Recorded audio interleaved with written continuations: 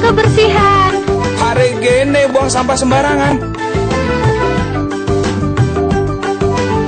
Udah tahu sampah biang masalah, buang sampah pada tempatnya lah.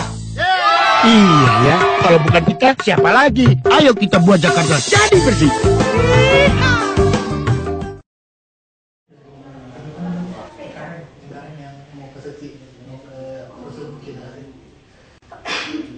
Udah ojek masa? Pulangnya stres. Nggak ada ojek. Ada apa? Servis ada apa? Ada apa sih? Aku nggak tahu. Udah hujan lagi. Nggak ada taksi. Taksi itu susah banget. Gue minta panggilan taksi karena nggak ada taksi orangnya. Jadi gue minta panggilan taksi yang nggak bahas gitu. Iya Bu Dewi, mana ya?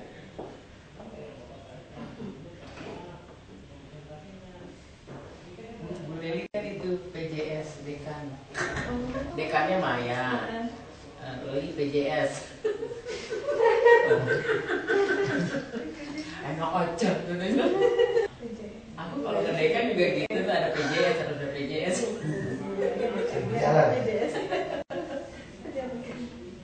Sementara berapa jam gitu Bu? Iya, PJS ya dia.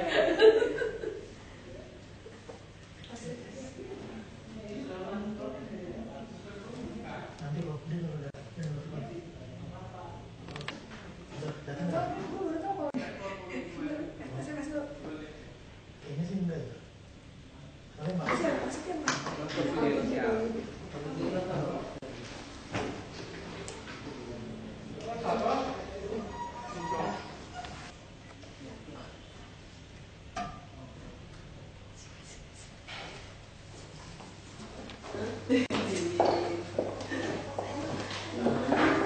di sebelah sana, di sini buat pendamping Bapak. Oh, benar Bapak.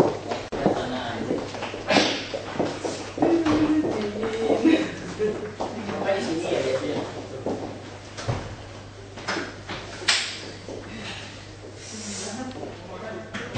Kalau PJSD kan di sini, kalau PJS rektor sini. Belum boleh. Belum boleh.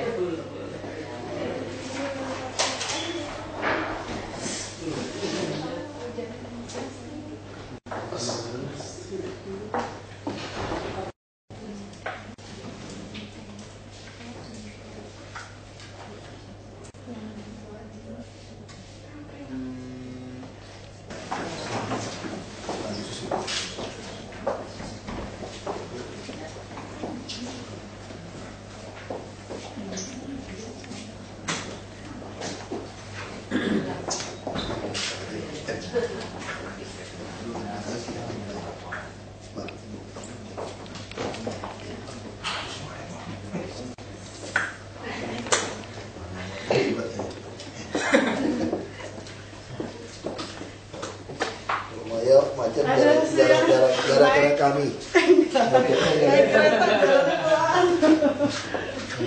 Silakan Bu Maya duduknya di sini. Ini situ, Pak, itu siapin. Apa Bu di sini? Beliau ini. Ini Bu.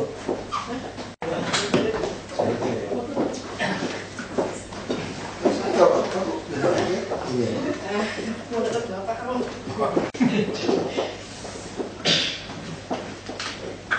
Jadi mau presentasi kan? Enggak. Kalau bisa nanti presentasi ya. Mau presentasi tinggal ini. Boleh kenalkan ke Kepala Dinas Perumahan. Oh iya. Saya kesana tuh nggak pernah ketemu Bapak ya. Bapak tuh PT Marunda ya. Dari camat dulu ya. Iya. Bukan Ibu Diana. Bukan Mai kali. Mai Diana ya. Iya. Itu penjaluknya. Penjaga. Oke, Namanya keren juga penjaga. Persirkutasi udah tahu belum Pak Ahok? Apa tuh? Penunggu telepon kecamatan kota. Dari UI sama Iya saya. Terima kasih untuk kedatangannya. Silakan aja Bapak Ibu sampaikan. Saya minta datang supaya langsung ada keputusan. Karena Marunda ini kita mau bangun besar-besaran ini. Kita mau usaha bebaskan lagi lahan 400 hektar. Jadi kita mau bangun berapa blok tuh ya? 200.000 ya? 200.000 blok, berarti 20.000 unit ya? Itu ada berapa lebih? Kalau 400 hektar, 200 hektar bisa dapat lebih dong Pak? Kemarin itu saya gitu. Bloknya lebih ya? Tahun ini? Belum dapat tanah. Bangun di itu tahun ini di Cianjur. Jadi Cianjur, jadi ada lahan yang siap di Cianjur Tangerang. Tapi orang-orang Jakarta ini susah. Pindah ke Marunda dia tidak mau, apa itu dengan Cianjur. Saya Cianjur itu dari perumahan nggak mau minta sebelahan, kita nggak mau kasih. Terus satu lagi tanah korpri lah di Serpong besar, panggil korpri tanya aja berapa ratus hektar. Jadi semua tanah ini kita lagi kumpulin aset-aset nggak tahu kemana-mana Jakarta ini asetnya. Banyak tanah Jakarta. Oh itu tadi. Ini kita dapat lobby banyak ya, bangun yang Rusunawa 10 blok. Lalu kita ketemu tuh Pak Novizal, beliau mengundurkan diri, tapi kita dapat pensiun. Nggak tahu sekarang pensiun udah bisa 60 kalau untuk SMA. Saya senang. Panjang ini umurnya. Ya, silakan. Terima kasih Pak Ahok. Sebelumnya saya minta maaf karena terlambat harus. Yang kami jawab kami Bu, padahal kami yang bikin semuanya. Jadi kalau orang datang minta maaf, kami yang minta maaf. Saya mendadak tadi malam koordinasinya aduh gitu. Saya pertama mungkin mau terima kasih ke Pak Ahok dan kepada Bapak Kadis dan Bapak PT kita bisa diterima untuk sebetulnya ini sudah lama kita mau datang ke sini, mau audiensi dan diskusi. Pacinya aja. Iya. Gak dapat makanan tuh sih. Dapat minuman, gak dapat ya? Gak dapat di belakang. Jadi pengabdian masyarakat ini adalah kelanjutan dari yang sebelumnya. Kebetulan kami dapat 2 pengabdian masyarakat, yang satu pengelolaan rumah susun dan satu lagi pendidikan lingkungan. Itu kebetulan kita melakukan pendidikan lingkungan di sekolah yang dekat Bandaran Kali. Jadi memang yang 10 meter dari ini yang kita tujuannya nanti kalau yang pendidikan lingkungan ke arah Adiwiyata. Jadi mungkin saya perkenalkan diri dulu, ini timnya nih banyak kebetulan karena memang kita punya 2 Pemmas yang harus dikeroyok habis-habisan nih gitu. Jadi kebetulan di sebelah kanan saya udah kenal masih Pak Ahok, kita waktu itu pernah ketemu. Ini Pak Dr. Susilo ini kebetulan ketua tim untuk pengabdian masyarakat untuk Tikling. Beliau ini sebagai penilai nasional untuk Adiwiyata, Pak. Jadinya kita sebetulnya nanti akan ada linknya nih semuanya gitu untuk pendidikan lingkungan. Lalu saya foto selfie.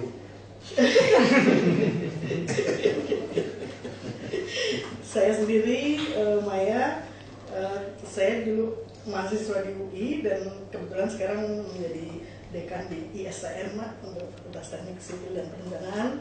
Lalu ini dan saya kebetulan menjadi anggota dari 2 pengabdian masyarakat ini. Lalu ini Ibu Tinuk, beliau dosennya di UNJ, gitu. Jadi yang orang-orang yang kompetensi untuk pendidikan lingkungan. Lalu itu Ibu Leli itu dari ISTN. Lalu sebelahnya Mbak Ratfi ini mahasiswa S2 di UI, anggota Dikling ya, dan Pemmas juga. Lalu itu Gorba Masih terinspirasi. namanya Mikhail Gorbachev gitu. Nah kebetulan beliau ini yang kemarin saya minta tolong untuk tinggal live in di Marunda. Jadi seminggu. Ya, jadi di Rusa ini kita memang live in di Cengkareng dan live in di Marunda. Jadi kita pengen tahu kalau malam seperti apa. Jadi itu memang satu program kita khusus gitu. Jadi semuanya kita dapat dari Maksudnya yang kosong-kosong mas laporin, kami mau sita kembali. dan keluhan-keluhannya juga gitu. Kosong-kosong kita mau sita kembali. Maksudnya nyewain orang lain kita mau sita kembali. Gitu Kalau ya. nggak mau bangun 1 juta unit juga tidak cukup lagi. Iya betul. Jadi paling cepat bangun itu bukan dibangun, disita. Sehari dapat berapa unit? Itu lumayan. Ya Pak? Ya kita lihat waktu itu udah ditempel-tempel segel-segelnya. Waktu itu kita juga minta tolong, karena sebelumnya kita pernah bekerja sama dengan stafnya Pak Kadis, Pak Trianto. Waktu itu kita menghasilkan buku saku. Jadi ini sebetulnya kelanjutan nih. Nanti ada buku saku, lalu kita membuatkan SOP-nya. Jadi untuk pengelolaan itu ada SOP-nya. Lalu saya kembali lagi kenalkan lalu Pak Didi, yaitu masyarakat. Terus lalu Mbak Aya ini yang kerja kerasnya dia bagian semuanya gitu. Jadi yang kalau urusan koordinasi lalu ada Mbak Tias ini di Pasca ya. Lalu ini mahasiswa-mahasiswanya. Jadi ada Amina, ada Sari, ada Ebi, ada Cut. Oh, masih Mahasiswanya salah bukti. Nah, STPJN. lalu karena ini semuanya ini kita dokumentasikan dalam bentuk film dokumenter. Jadi ini kebetulan yang ngambil film ini itu orang IKJ, khusus perfilman ini yang nanti kita juga minta untuk dokumentasinya, diwawancara ini ada kebetulan jurnalis dulu pernah jadi reporter, tapi sekarang udah di jalan yang lurus. Nggak ada gosip-gosip lagi gitu. Jadi itu yang bisa saya sampaikan perkenalan kami. Lalu untuk laporan di tahun pertama ini kita hibah ini multi years 3 tahun Pak. Jadi tahun pertama kita sudah menghasilkan ini ada draft buku SOP yang nanti akan kita terapkan. Tapi di tahun kedua ini saya cerita rusun dulu Pak. Di tahun kedua ini kita sosialisasikan dulu sebelum kita melakukan workshop. Lalu setelah itu karena di Rusun Cengkareng juga belum punya SOP. Karena dari Kementerian PU hanya panduan Pak. Panduan pengelolaan, tapi untuk pelaksanaan aplikasinya belum sama sekali ada SOP-nya. Dan kebetulan di dinas juga belum ada gitu. Jadi pertama kita membuatkan buku saku waktu itu di tahun sebelumnya saya bawakan juga. Oke Pak, ada buku sakunya. Ini waktu itu bekerjasama dengan dinas perumahan. Katanya saya udah pernah kasih Bapak ya? Belum. Oh belum ya? Oh, belum. Nanti kita cetakan Mbak. Ini karena ini akan Ini buat bagi kepada penghuni. ke pengelola dan penghuni. Jadi nanti semua pengelola juga akan dapatkan buku saku. Kita akan cetakan juga SOP-nya. Untuk waktu itu masih Pak Nofizal yang tanda tangan di sini. Waktu sempat kita kerjasama Belum lah. berhenti nggak sanggup. Iya. Ada permainan mafia rusun. Kan SOP-nya. Nah, tahun pertama kita sosialisasikan dan kita akan mengadakan workshop untuk pengelola dan calon pengelola nantinya. Tapi yang pertama sekali adalah di Marunda yang akan kita pilot project. Setelah Cengkareng kita ke Marunda. Jadi karena semua dan kebetulan sebetulnya ada satu yang lagi magang untuk pengelolaan rusun. Kebetulan ketua timnya nggak bisa karena masih nguji Pak, sini nggak datang Dr. Setio. Beliau tuh sebenarnya pengen tahu master plan untuk Marunda. Jadi seperti apa? Karena SOP ini kan tidak bisa, ini kalau kita tidak tahu masalah apa yang terjadi gitu kan. SOP ini ada karena ada masalah gitu. Ya seperti misalnya kalau kita memindahkan dengan yang mendadak nih, misalnya ada karena banjir, karena apa, itu kan mesti ada SOP-nya seperti apa. Misalnya sampai sana. Untuk tahun ketiga kemungkinan satu pendampingan yang intens di pengelolaannya itu dan penghuninya. Itu yang SOP Pak. Saya beralih ke pendidikan lingkungan. Mungkin Pak Budi mau dulu. Iya, terima kasih Bu Maya. Ada banyak. Biar ada ganti dong. Ya, begini Pak Wagub. Jadi kami juga di dalam penelitian pengabdian masyarakat untuk pendidikan lingkungan mendapatkan juga 3 tahun. Jadi multi-years, kami baru selesai tahun pertama. Dan yang disasar adalah salah satu sekolah yang ada di daerah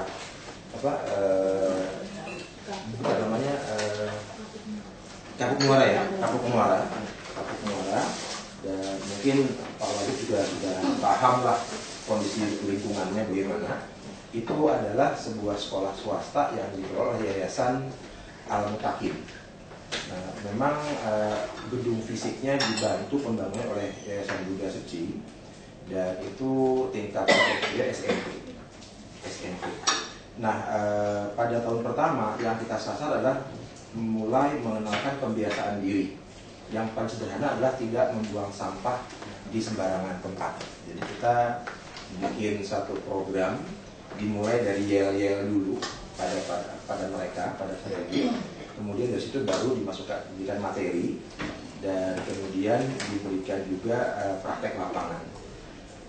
Selain itu juga pada bagian terakhir kemarin, kalau nggak salah bulan November ya, kita adakan kunjungan ke sekolah Adiwiyata Mandiri Bogor. Tahun ini kebetulan Adiwiyata di DKI alhamdulillah Pak 12 Pak. 12 sekolah mendapatkan penghargaan nasional, dan itu saya mengatakan tumben Pak DKI bisa banyak. Padahal DKI itu kan barometer. Saat ini Adiwiyata terbanyak Jawa Timur, sudah sekitar 160 sekolah. DKI baru 2 yang dapat Adiwiyata Mandiri, tadinya 3 tapi satu drop. Yang pertama adalah SD Ben Hill, Benua Hilir, SD Ben Hill 4. Kemudian yang kedua adalah SD Alam Ciganjur.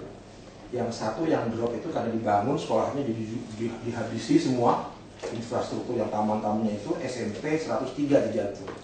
Jadi kami drop Pak. Nah tapi tahun ini alhamdulillah 12 Pak. Jakarta Selatan 2, Timur 3, Pusat 2, kemudian Barat 2, dan Utara 3. Kenapa bisa dapat banyak tanaman yang drop? Karena aktif dari BPLHD Pak.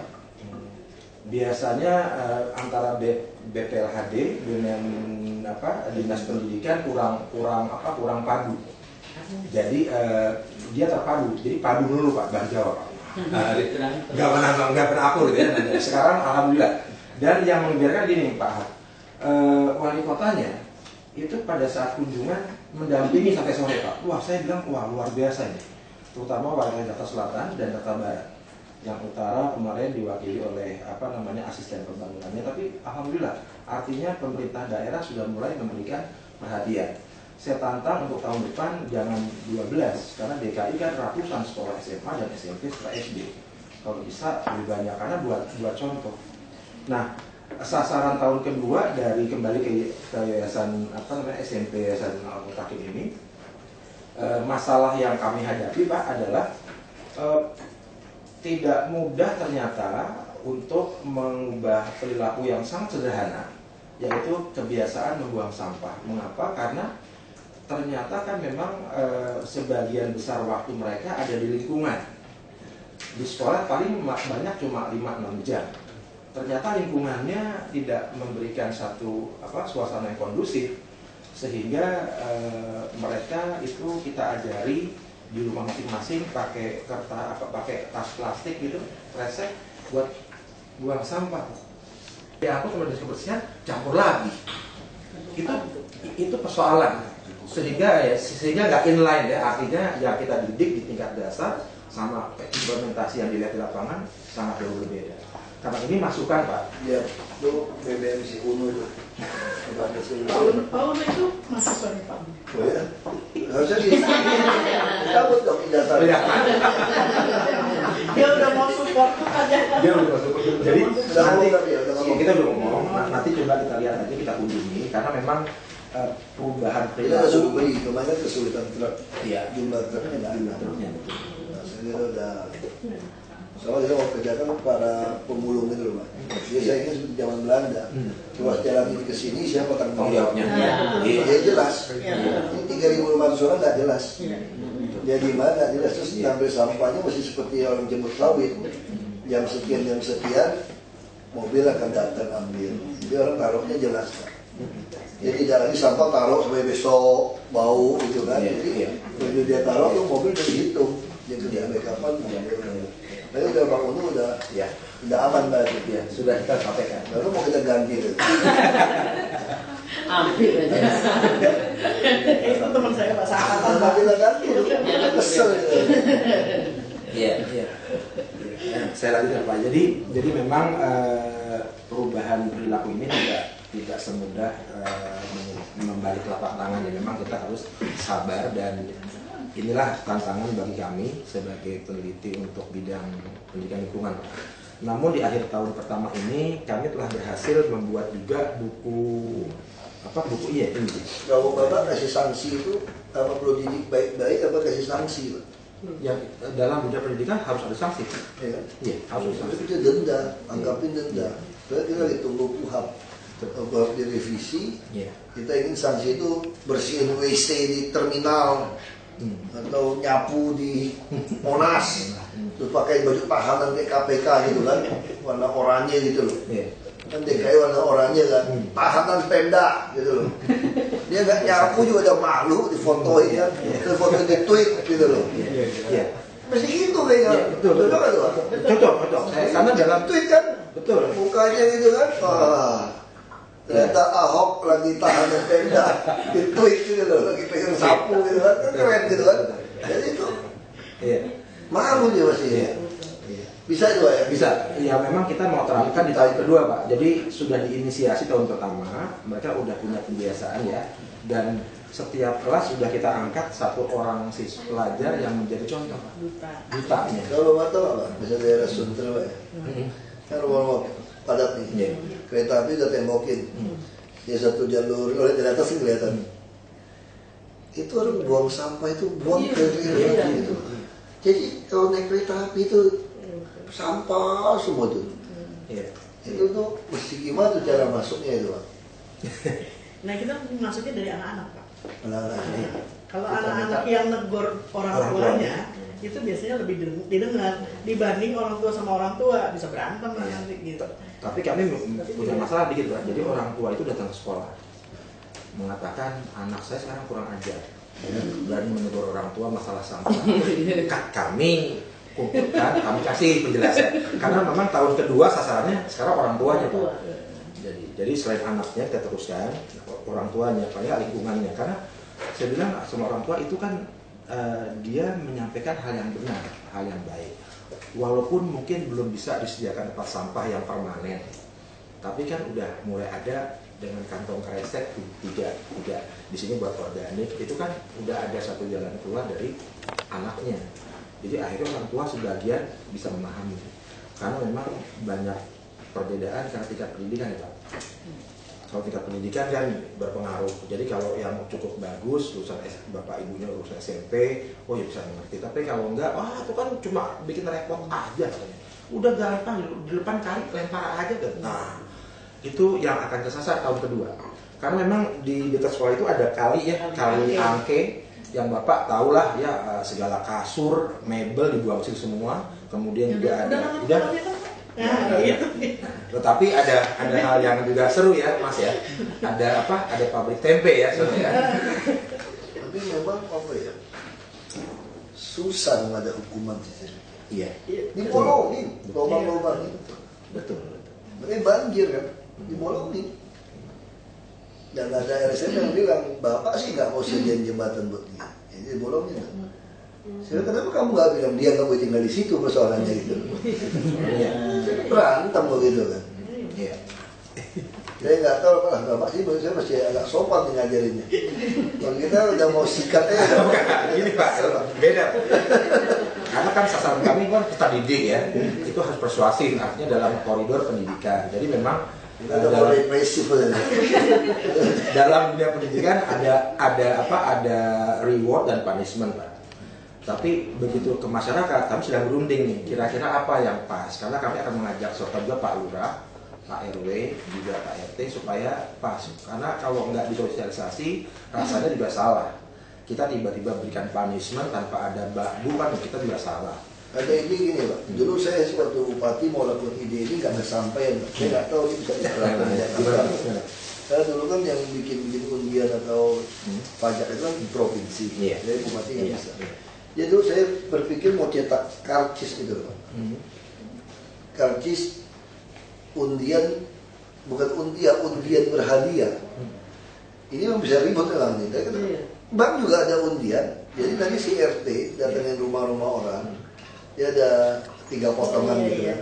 Jadi dia nggak kasih tahu tanggal berapa dia datang. Ini untuk kasih dia semangat. Jadi rumah yang bersih sampai halaman sampai gotnya bersih. Kalau di kampung saya susah Pak, karena satu rumah terus kosong gitu, baru rumah lagi gitu loh. Ini masalah. Saya kalau di Jakarta kan padat gitu. Dia yang ngurus rumahnya, sekitar rumahnya sampai depannya semua bersih. Dia dapat 1 kupon Pak. 1 bulan sekali. Tapi kupon ini tidak dikasih tahu tanggal 1 atau 30 datangnya.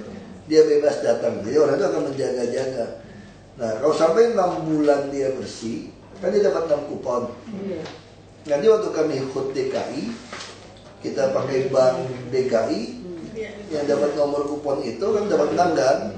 Nah itu kan diundi. Hadiah macam-macam, mungkin ya BlackBerry atau atau alat masak, atau ya semacam dispenser, rice cooker, bahkan sampai motor, komputer, atau beasiswa misalnya di ISTN. UI nggak mungkin beasiswa, kalau nggak bisa masuknya susah. Saya kan kalau naik bus turun ke Depok, kalau lewat Universitas Pancasila pasti kontak itu yang gagal. Mana aja itu? Adik saya di UI. Jadi saya juga ada lihat kalau kita lewat Pancasila masih itu. Yang gagal turun di sini Pancasila. Nah, saya pikir harus seperti itu. Nah, terus waktu 1 tahun kan dia dapat 12. Nah, kalau yang belum dapat undian, nanti pasti nyambut tahun baru, bukan cuma dor kembang api. Orang-orang ini juga diundi di wilayahnya. Kan kita kan bikin wilayah kita masing-masing. Diundi waktu nyambut tahun baru sampai sebelum pergantian tahun. Diundi, jadi khusus yang dapat kupon itu diundi. Kalau yang nggak bersih nggak usah dikasih. Nanti yang ketahuan RT-nya siapa yang memang ada orang gitu kan. Saya nggak mau apa, saya nggak butuh hadiah dari kamu. Saya mau tetap jorok aja gitu loh. Kalau kamu tetap jorok nggak apa-apa. Kamu ada apa-apa kita nggak mau bantu. Jadi saya mau hukum lagi yang jorok, mau jorok kan. Kartu Jakarta Sehatnya saya cabut, kartu Jakarta Pintar saya cabut. Saya bikin kamu berantem di rumah. Jadi anak-anak gak dapat kartu Jakarta Pintar. Mirip udah enggak, kamu mesti bersihin, dia ada tanggung jawab. Jadi semua tuh gak ada yang gratis gitu. Nah kalau orang tua sakit gimana? Kalau anakmu jorok, kemarin dong anakmu. Kalau kita gak kasih kartu Jakarta Sehat. Mesti itu yang lebih, mesti tegaan. Di Jakarta ini mesti tegaan gitu lama-lama. Saya suka buka puasa di Istiqlal kalau bulan suci Ramadan. Pernah kan? Sampai 10.000, 20.000 orang gak makan gratis di dalam. Gak sampai. Gak sampai. Saya bikin masak dulu aja waktu saya masih bujangan, tidak iseng ke Bantar Gebang, tempat buang sampah, masakin orang makan yang udah pungutnya kotor-kotor. Gak sampai 500 orang makan. Jadi ini orang Jakarta tuh gak makan malu. Kalau dikirim di camp Nazi, bukan Nazi yang Hitler, ini nasi, maksudnya camp nasi, kasih makan nasi terus kamu 3 kali, biar kapok. Jadi semua tadi panti-panti kita tuh banyak kita mau rubah jadi dusun terpadu. Bisa ini Pak, bang food bank. Taruh, jadi kalau mau bantu apa, orang tua kamu datang, kita kirim bus aja ngantar ke Jakarta kalau dia mau jalan-jalan sebulan sekali. Mau pulang. Jadi dia nggak mau tinggal di tengah Jakarta. Kan kita temukan yang tinggal di tengah Jakarta. Dia cuma mau numpang makan, keluar lagi minta-minta. Udah. Misalnya nggak ada makan kan, anakku saya sekolahkan KJP. Orang tua saya sakit, KJS. Saya nggak ada kerja. Sambil nunggu kerja, kamu makan gratis dulu. Nggak mau jadi preman, nggak ngaruh. Kalau nggak, maju, top, plit, 3 jam 100.000. Saya taruh dia kerja di KPN 75.000, tolak. Ditolak loh Pak. malas-malasan dipotong 67.000. Yang mana mau kerja pagi sampai sore 67.000. Jadi Pak Oga print 3 jam 2.000. Iya. Ini masalah. Nah jadi kita mau lagi pikirkan cara itu. Nah jadi kita satu jadi kombinasi seperti itu. Kalau Pak oke, kita rancang tuh stikernya itu Pak. Kita pikirin per RT. Gimana? Ya Bapak yang pikir, kita cari sponsor. Jadi kampus yang bikin, jangan saya. Kalau saya nanti ribut lagi. Nanti ada MUI dan kafir bikin ribut. Ini kan bank aja boleh, bank syariah aja boleh kok. Bank ada hadiah kan, mobil. Itu PRI beliung, puting beliung gitu. Dapat Range Rover, dapat Alphard. Bahkan temen gitu. Bukan judi kok. Itu bagian dari arisan. Si panitia sepotong itu potong 3 lah, sebutin ya. Nah, jadi semua RT kan ngawasin rumah yang bersih kasih. Nah kalau diundi ternyata si RT-nya KKN, kita bisa survei. Kalau rumah itu jorok dikasih dari RT kita pidana. Penipuan. You know? Kalau yang terima itu bisa saya terima, tentu saya main. Bisa saja kan, saya RT, saya main, saya ambil segepok. Jadi saya pegang nomornya gitu loh. Terus saya kena, dicek rumah saya nggak sesuai, penipuan. Kita tangkap. Ya kalau Pak ini saya pengen ide ini karena kita memang sudah merancang ada gitu Pak. Jadi anak yang tadi duta lingkungan dia akan kita berikan insentif. Misalnya kalau kita bukan hanya kebersihan aja, tapi ada penghijauan juga. Nah kalau dia bisa menanam pohon itu sampai itu kita akan berikan dia insentif plus beasiswa. Nah ini model ini juga bisa nih nanti dia bisa mengajak. Ya soalnya kalau semua itu harus dapat semua nanam kita bonyok. Kalau 1.000 anak nanam kecuali nanti gabung dengan lingkungan kita. Nah itu kelemahan di pemerintahnya ada. Harusnya logika saya kan gitu sebetulnya. Ya tadi nanam. Harusnya saya kan punya dana untuk penghijauan. Saya punya dana pembinaan di SKPD. Untuk apa saya ngabiskan duit gak ngaruhan? Lebih baik seluruh anak-anak yang seperti itu uangnya kasih ke mereka kan. Tapi pemerintah nggak bisa seperti itu. Itu lucunya. Kalau misalnya kan kita sudah ada nih dana yang dari LIPI atau segala macam. Nah, enggak maksudnya yang dari Pak Ahok ini dalam program, saya nggak tahu programnya. Maksudnya ada dinas pertanian itu yang kalau pohon dijaga itu ada insentifnya Pak. Itu dari kementerian. Pada bibit satu berapa? Yang langka-langka itu nggak boleh ditebang. Itu ada Pak, teman saya yang ngomong itu. Kementerian apa dinas? Dinas dia dapat duit. Dinas DKI. Mungkin dia salah satu ada program kerjasama. Kalau dia mungkin ada yayasan atau ada usaha koperasi itu bisa. Maksudnya kalau ke perorangan kita aja pusing ya kasih rumah juga ya. Wah nyari rumusnya setengah mati kita. Ini kita nekat nih, hibah ke perorangan pertama kali kita lakukan ya buat rumah. Satu rumah dapat 45 juta atau 54? 54 juta benda kampung. Di rumah-rumah orang ini kita kasih 54 juta kepada pemilik satu-satu loh.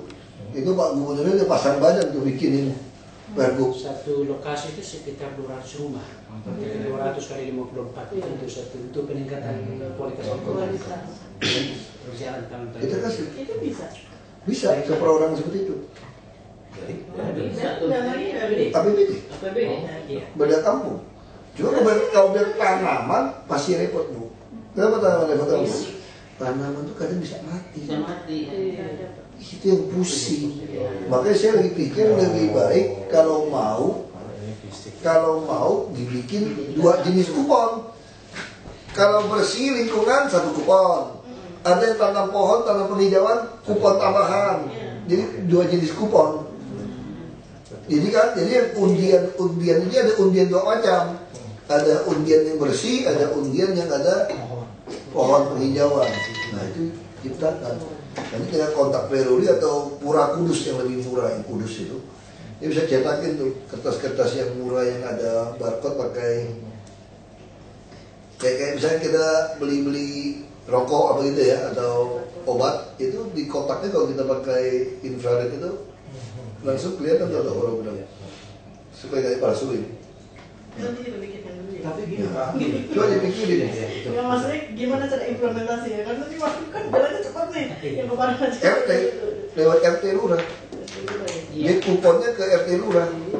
Ya cuma kelemahannya mencetak kertas ini memang semua rumah. Jadi satu RT ada beberapa rumah, dia harus cetak.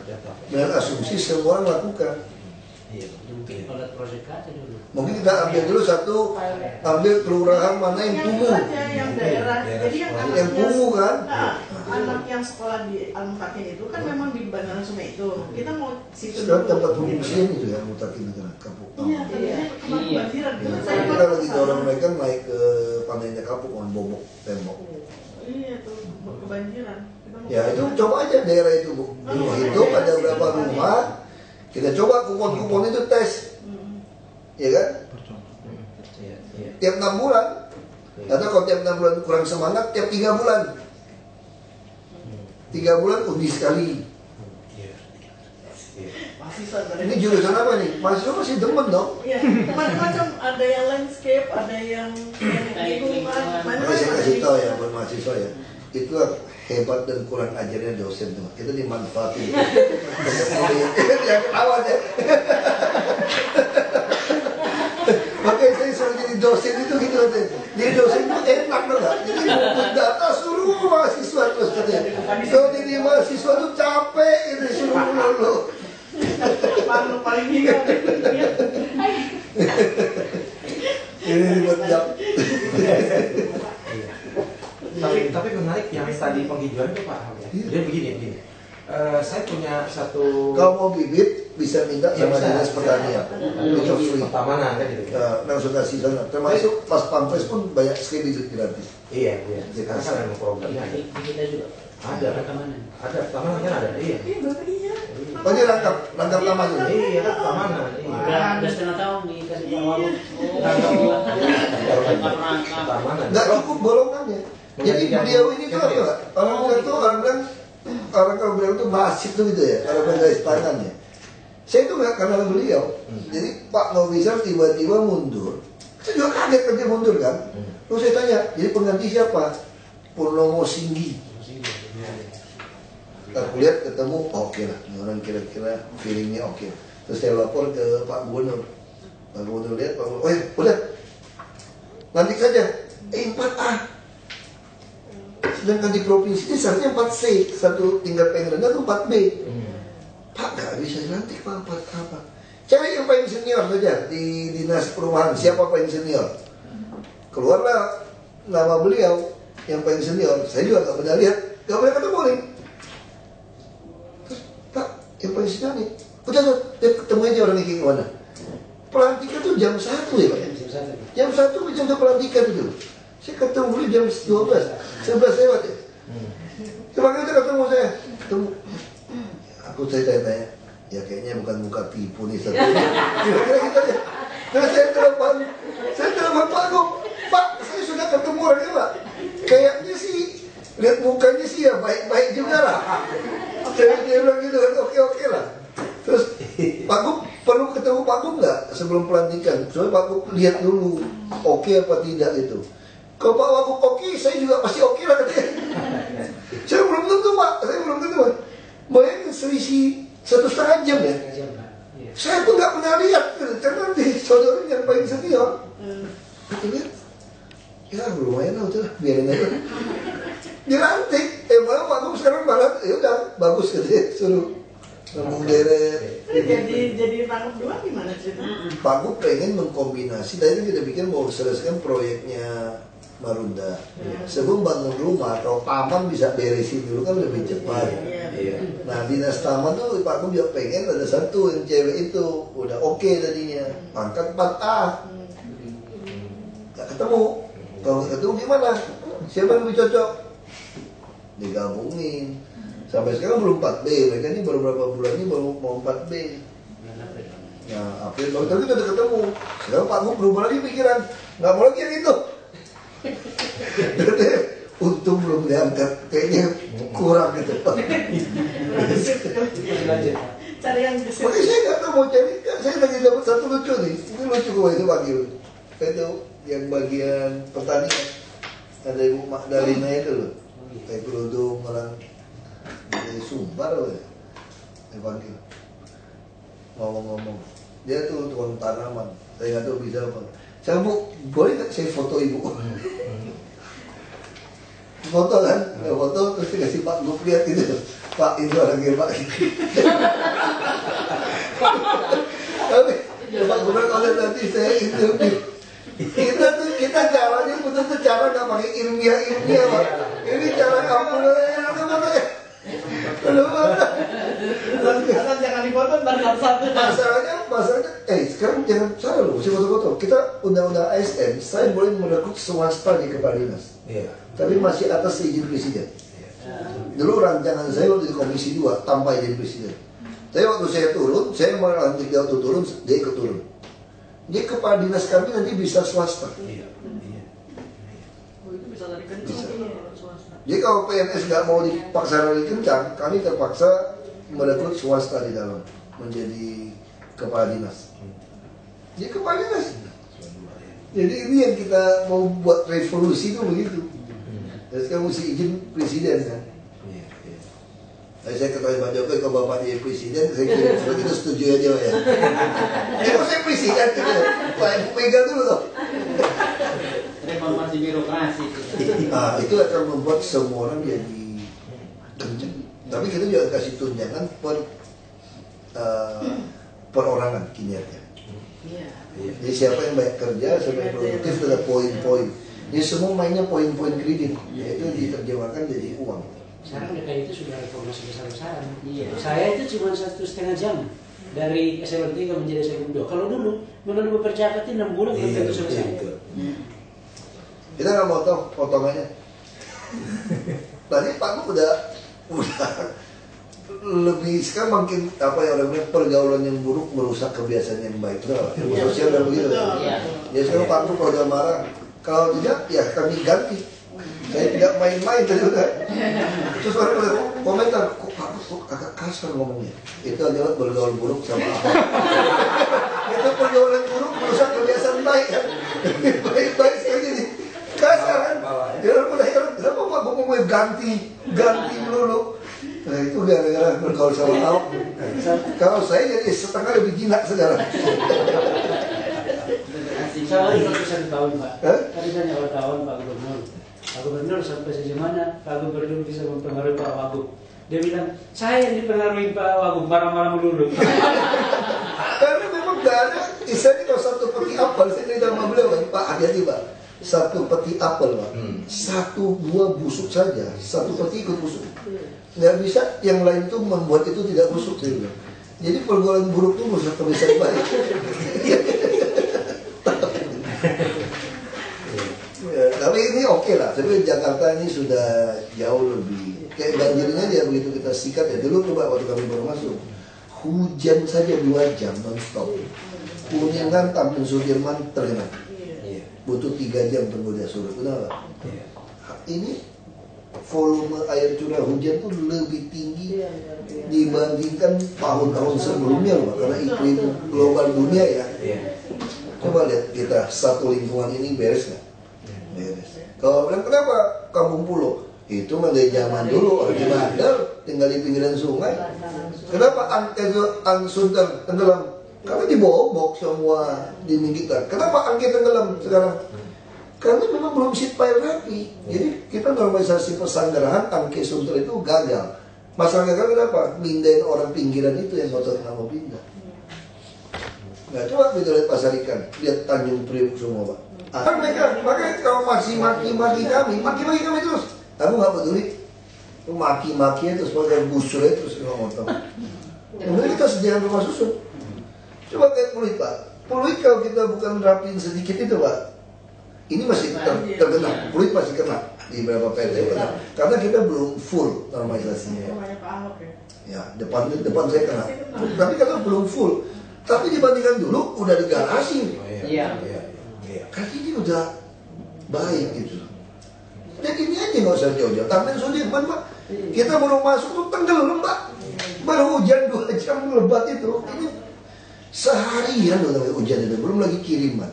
Kita lagi di Halim, tambah perbaiki semua yang di Depok, Bogor semua. Di STM Pak. kita bisa biar. Iya, sekarang ada saya punya. Kita bisa normalisasi. Itu punya ISDN ya? Iya. Punya ISDN. Kalau bisa tuh. Bikin surat kami kirim alat kita kerjain. Kirim surat kasih izin. Udah dikirim. Mana? Kasih tahu itu ISDN. Udah saya kemarin Lihat. dari kepala. BBM si ini Pak Rudi kepada SPO. Gede ya? Oh, Pak Sinar. Dia bilang, Besar. saya udah denger nih ISTN itunya ya, setunya. Udah ke PU, ke BPHD dia nggak punya alat. Kita kirim alat di blok aja. Pak Rudi bilang ISTN bersedia situnya dikeruk. Iya betul.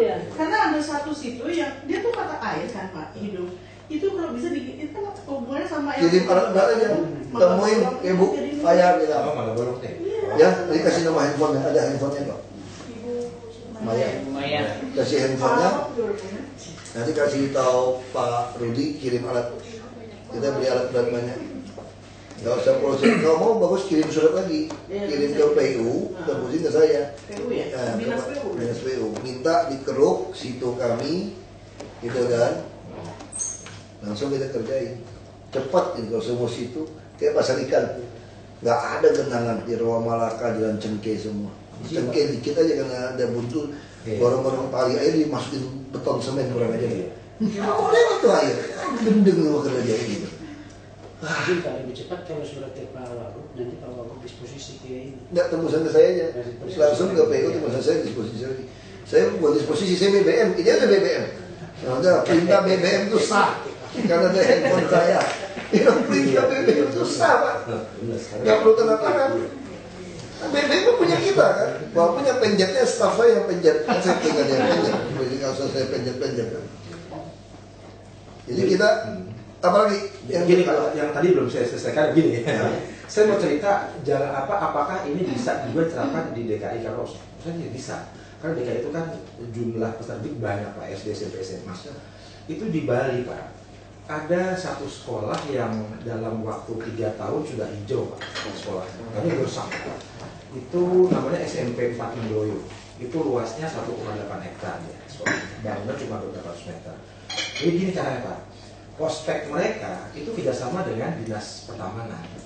Mereka dapat bibit nangka Pak, bibit nangka Pak.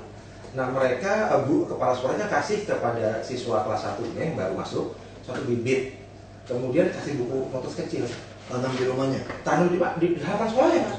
Dan dia harus melaporkan setiap bulan itu berapa tingginya Pak. 3 tahun Pak, 3 tahun kan dia 3 tahun SMP Pak. Udah segini Pak. Saya datang ke sana nilai di beta udah di hutan Pak sekolahnya. Sementara Tapi kalau DKI itu hutan semua Pak. ya kalau bisa dipercepat kan Sekolah kita itu hijau semua. iya betul, tapi kan beberapa gini Pak, saya kasih begini.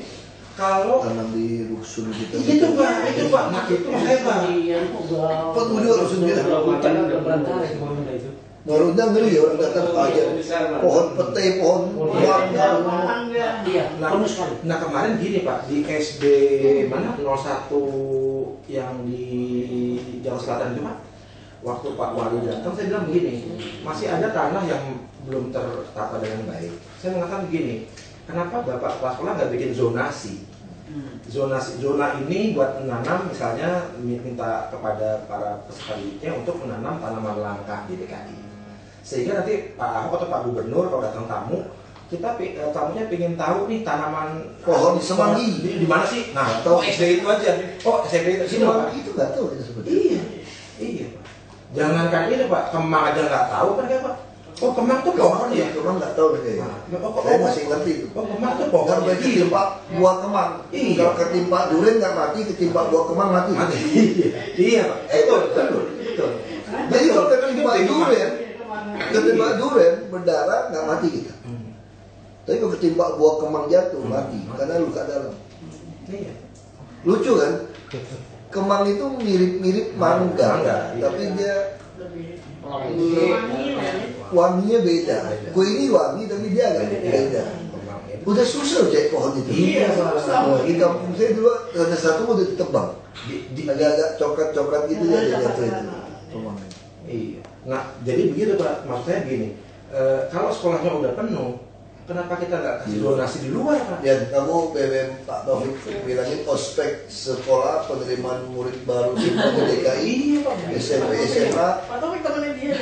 kerjasama, sama-sama kan profesor, kan dokter ya, belum profesor ya? Untuk itu kerja, ibu ngomong dong nanti. BBM juga ngomong untuk kerjasama dengan dinas pertanian atau taman untuk dilakukan itu. Jadi kita itu dia ospek kan dia 1 tahun dia awasin, dia laporin pertumbuhan dia. Ibu ngomong sama Pak Yudi. Kalau kita mau ganti juga tuh satu. Ya kan dalam rangka Kejaran gitu. Itu perintah Pak bukan ganti. Makanya gini Pak, jadi menopang juga program pemerintah daerah untuk memperluas RTH kan Pak. Karena RTH itu boleh jadi sekolah-sekolah itu kan banyak yang ruang terbukanya adu-adu masih Pak. Bisa kita manfaatkan. Nah itu karena kayak gitu Pak. Kalau sekolah yang dekat-dekat BKT bisa itu ya? Iya Pak, dikasih aja Pak zonanya Pak. Dia bisa seni dan tanggung di situ. Bisa itu Pak. Enggak, saya yang menarik bukan soal bisa nanamnya, soal laporan itu loh, pertumbuhan selama 3 tahun itu loh yang menarik. Sama kayak anak-anak kita kan pulang nanam sesuatu kecambah di per hari dihitung catat itu. Nah ini kan catatnya kan per tahun. Dia ngawasi. Ini menarik ini. Iya dan itu juga dikerjakan di SD Pak. Waktu di SD itu saya kunjungi mereka dia tuh nanam kelas 1, saya kunjungi kelas 6 Pak. Udah berbuah Pak nangkanya Pak. Wah saya terharu Pak, luar biasa ya.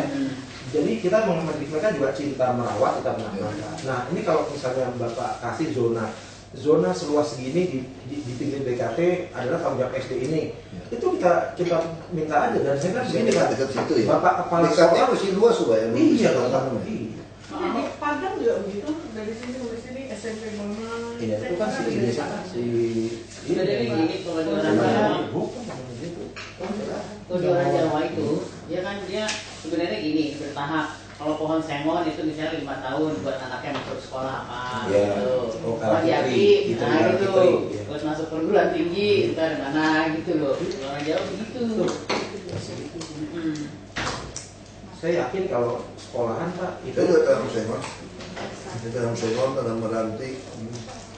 Meranti itu 20 tahun. Nah, Kita hitung ya tahun 60-an masih oke lah. nah dengan Pensiun masih bisa. Ya, itu buat tabungan.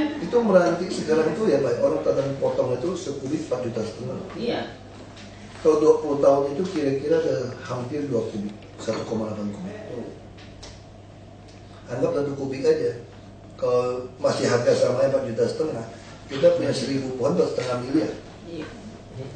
Ya 4,5 miliar kan, kalau ngabisin 1 miliar setahun, 4,5 tahun ngabisin itu. Nggak sampai bunga-bunga deh. Ya, 4,5 tahun. Tanam pohon nggak pernah rugi. Saya tanam, saya hobi tanam. Di atas rumah saya itu penuh pohon buah-buahan. Saya punya 30 pohon jeruk di jeruk yang kayak Belitung jeruk di roof saya. Saya punya 25 pohon dari nangka, serikaya, sirsa, belimbing, jambu kelutuk, jambu air, berapa? Mana di roofnya itu? Iya, sampai plum Australia itu anggur pun berbuah. Berarti dingin tangannya Pak Ahok. Kamu ambil itu handphone aku Samsung sama dia. Sakit anggur pun berbuah. Di roof kan? Tangannya berapa? Nggak, jadi gini 2 tahun nanti saya panggil orang taman dibuang akar cukurin. Itu pohon tuh masih itu kayak mistik kalau ibu saya bilang dia pohon tuh mesti datang. Ah iya, dia ngomong. Pegang. Iya. Cocok. Iya, mesti gitu. Ini roof rumah saya nih. Anggur. Fisiknya oke tuh. Kunci Pak.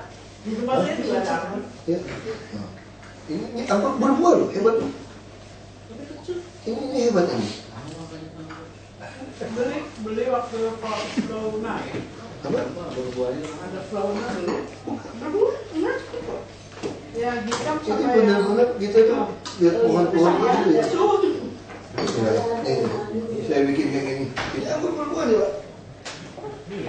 Ini bikin roof. Nah, saya pakai sini aja. Nah, bikin roof berbuah gitu. Nah, aku bikin. Padahal laut tuh. Saya ini langsung hadapan laut ini. Ini laut ini kan. Itu laut ya Pak. Nah ini tambah rapotnya. Adanya. Jeruk, semua sawo, mangga, semua itu Pak. Nah tadi saya nggak pakai bata, dia pertanian agak kuning, airnya mahal. Nah ini harus ada juga ya Pak, mangga tua kita campurin 3 jenis. Jadi pakai apa Pak? Pot ini, pot yang pakai yang kaleng, pakai yang plastik. Padahal di depan saya itu persis laut ini kanal ini. Tapi malam sama pagi dingin. Nah, jadi naik itu persis laut ini. Ini enggak besar-besar loh mangganya. Tapi kalau panen ya Pak? Wah, panen besar tiap hari. Ini beda yang saya. Lagi bayarnya. Memang beda kalau namanya nanam sendiri itu. Kita sih makan aja Pak. Jadi kita kesimpulan kita program ini Bapak kirim suratnya Pak kalau mau lebih pastikan lagi ke Dinas Pendidikan dan musim kita dengan Dinas Taman supaya bisa ketemu kan ya jalan. Ada lagi yang lain apa nih? Dinas Pertamanan ya? Iya. Belum pertanian ya? Pertanian lagi. Pertanian yang dapat tabung lampot itu Pertanian itu di Dinas Kelautan. Biasanya kalau dapat tabung lampot nih dari pertanian. Bisa Dinas Kelautan bisa. Kelautan bisa, pertanian bisa. Oh, Kelautan bisa ya? Dinas Kelautan bisa. Jadi kita Kalau pohon obat di pertanian. Iya. Toga ya. Kalau mau di taman. kalau mau tanam anggrek berbuah terus, itu boleh Pak. Oh iya. Kalau plumnya manis. Buah ya?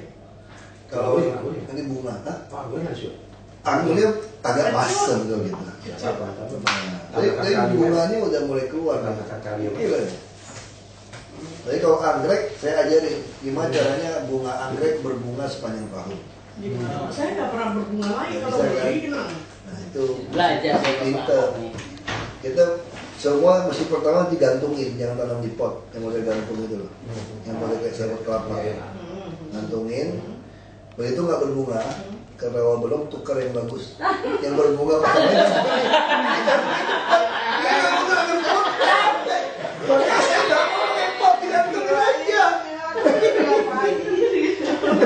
Sekali berbunga. Kalau dengan bunga, kalau beli 30 menit gantungin.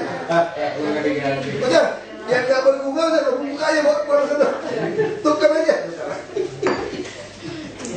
Nah, kalau datang ke rumah saya kan diri kan istri saya nggak suka anggrek, saya suka dan belum.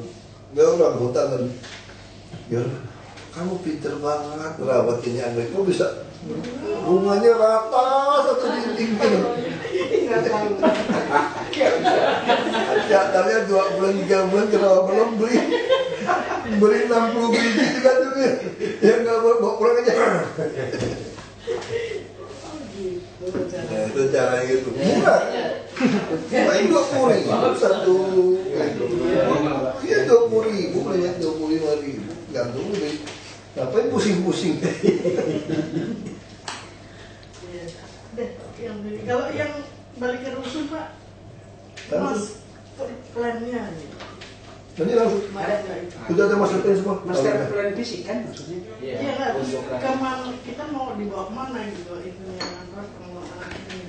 Jadi rencananya gini, itu pakai cerita ya. Aku cerita lebih gampang daripada nulis. Maklum, bukan dokter. Jadi rencana kita, Marunda itu adalah pusat kawasan ekonomi khusus. Baik pelabuhan laut dalam, New Tanjung Priok, kemudian Kusumo Logistik, semua di Marunda. Nah ini juga kita harap dari Bekasi semua juga masuk ke sini kan bekerja. Nah orang-orang pinggir sungai siapapun yang belum beruntung nggak punya tempat tinggal di Jakarta, yang tinggal di Emperan itu, karena kami mau menghabiskan semua kawasan kumuh di DKI. Jadi itu juga cara menahan urbanisasi. Ada urbanisasi saya kan. Kalau dia urbanisasi nggak ada tempat kumuh, dia tinggal sama saudara dan temannya. Kalau saudara temannya nggak produktif, seminggu oke, sebulan dibalikin pasti. Jadi nggak usah kita operasi justisi. Saudaranya kan mulangin dia, betul kan? Pasti itu logikanya. Nah kita, tapi ini nggak boleh dijual, hanya diwariskan untuk anak menantu. Cucu tidak boleh. Kalau cucu saya bagaimana? Anak menantu dari anak menantumu boleh. Dia satu garis turunan, tidak boleh cucu. Kita bikin peraturan itu. Nah, sehingga orang yang belum beruntung dia akan menikmati itu. Masa sih satu generasi ada kartu Jakarta Pintar, kartu Jakarta Sehat, dia mau kerja keras dia tidak bisa berubah nasib. Yang penting dia ada rumah yang distribusi baik. Pasar kita juga bangunkan pasar rakyat yang bayarnya harian. Karena PKL, kayak konsep ini, kan masih bawahnya kombinasi pasar. PKL itu 2x2 meter, 4 meter persegi, dia bisa bayar di atas 40.000 sepertiga malam. Dari maghrib sampai jam 11 malam. PKL kan? Itu PKL. Kalau di rata-rata 4 meter persegi, berarti 10.000 per meter persegi kan? Per sepertiga hari. Coba kita ke mall, misalnya Tamrin City atau apa yang di rasanya bukan tokonya ya. Paling 150.000 per meter persegi per bulan. Kenapa PKL tidak mampu? Masalahnya dia sewanya 2 tahun dibuka. PD Pasar Jaya membuat pasar hanya Rp500 per meter per hari. Kenapa lu tidak sanggup PD Pasar Jaya? Bayarnya 20 tahun dibuka. Itu masalahnya kan. Jadi rakyat itu mampu berusaha asal harian. Tadi saya udah bicara sama koperasi. Kamu boleh kasih pinjaman 5 juta kepada orang. Ini sebagai gambaran ya. Jadi kita mau bangun kota baru, ada usaha seperti itu. Kalau 5 juta per bulan kita siapin 1 triliun, itu saya bantu 200.000 orang. Tadi saya mau tanggung renteng seperti Grameen Bank yang Muhammad Yunus. Jadi 10 orang. 1 orang tidak bayar, 9 saya usir. Kenapa? Karena toko saya bayarnya harian. Seperti di PKL. Distribusi, toko tidak dijual, tidak bangun pasar rakyat, Anda sewanya harian. Begitu Anda tidak bayar, nggak ada orang gendeng, nggak ada tempat usaha, hanya nyolong 5 juta. Kalau dia nyolong pun 9 orang akan bayar pasti, dia nggak mau kehilangan. Nah sehingga tiap kali kredit, 10 orang ini akan cari teman-teman yang memang lebih percaya, seleksinya daripada kita yang seleksi. Dia udah tahu ini tukang kawin, tukang mabok, tukang judi, ini tukang tipu, dia udah tahu nih, udah biasa dagang. Nah sehingga akan tidak akan terbentuk orang yang tidak ada yang mau ngajak masuk grup. Bisa juga yang tidak masuk grup nanti sama-sama setan nih, sama-sama setan berkumpul jadi 10 orang kan. Nah dia pikir tipu sekali yang bisa masuk kabur, pidanain. Saya bilang nggak mungkin, pidanain penjara. Begitu kamu tidak bayar, kamu penipuan, tutup dengan delik penipuan. Jadi jelas. Nah, dengan cara demikian akhirnya balik lagi soal rumah-rumah susun harus disiapkan itu. Mereka pindah ke sana, yang belum punya kesempatan dia kerja di sana. Ini akan mengurangi kemacetan. Dunia ini tuh pasti ada yang kurang beruntung. Kalau ada yang kurang beruntung, tanah tidak bisa nambah kan? Orang kan nambah. Kalau yang betul, yang miskin hanya di bawah 2% atau 3%. Jadi penduduk kan nambah. Nambahnya penduduk, jumlah yang miskin juga akan bertambah, walaupun persennya sama atau turun. Nah karena itu kota besar harus sediakan bila perlu 200.000 unit rumah susun yang tidak dijual, tidak disewakan, tapi bayar distribusi. Ini visinya juga. Jadi dinas perumahan, jadi DKI selalu punya 200.000 misalnya gitu ya. 200.000 rumah atau 300.000 rumah untuk orang yang kurang beruntung. Termasuk untuk pemula, misalnya contoh, kita ambil contoh sederhana. Orang gaji 5 juta, pemula, suami istri 5 juta, 10 juta, mampu nggak beli rumah di Jakarta? Nggak mampu. Dia mampunya di daerah Serang, di mana. Tapi kalau dia tinggal di situ dengan transportasi umum yang jelek, dia juga bisa nyimpen.